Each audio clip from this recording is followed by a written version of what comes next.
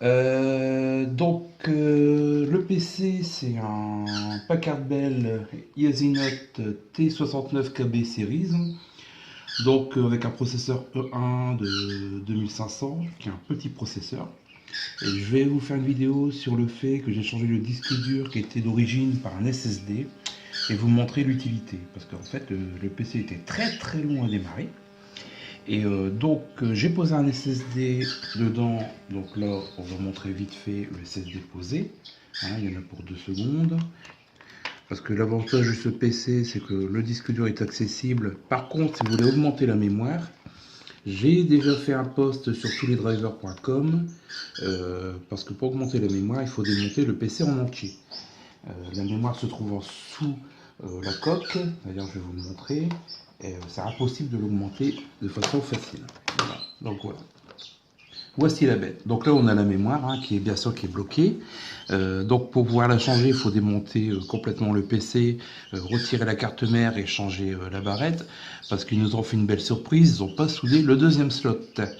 Donc ici vous avez le SSD qui a été posé, qui a un SanDisk.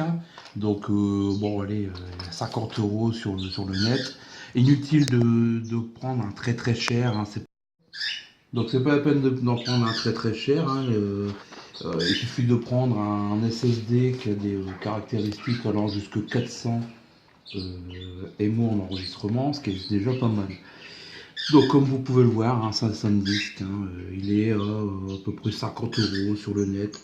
Bon, parfois vous pouvez prendre aussi KingJorn, qui est une marque qui fonctionne très bien aussi. Donc là, je ne vais pas m'éterniser là-dessus, le but n'est pas là. Le but est de vous montrer que on passe de 5 minutes en démarrage à quelques secondes. Donc voilà, on ferme, ici ça se clipse, ça va très vite. C'est juste à retirer. Donc ce qu'on peut faire, on peut faire une image disque, c'est très simple. On branche avec un petit câble d'adaptation, on branche en USB 3 parce qu'il y a l'USB 3 dessus, le SSD. On clone son disque dur d'origine.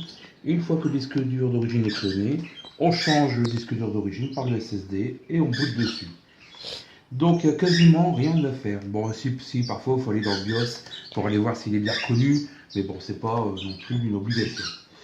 Ici, ce qu'on va faire, c'est qu'on va l'alimenter. Ça serait bien de pouvoir le trouver, de le mettre dans le trou. Ça pourrait être sympa. Voilà. Donc là, ce qu'on va faire, ma soeur va se mettre correctement pour dire qu'on voit bien l'écran. Voilà. Et regardez le temps de démarrage. Donc le temps de démarrage, comme vous allez pouvoir le voir, c'est extrêmement rapide. Voilà. Le PC est démarré, il est fonctionnel. On va taper le mot de passe. Voilà. Donc comme vous pouvez voir, oui bien sûr le fond d'écran qui est marrant, donc comme vous pouvez voir, le PC il est fonctionnel en quelques secondes, alors qu'avant il mettait plusieurs minutes.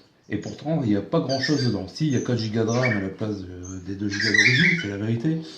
Mais c'est vrai que quand j'ai mis 4 Go, j'avais pas réussi à avoir cette vitesse, c'est pas possible. Il mettait quand même plusieurs minutes à démarrer. Donc voilà, donc maintenant vous savez que mettre un SSD c'est la solution quand vous avez un PC qui est beaucoup trop lent. Voilà, à plus.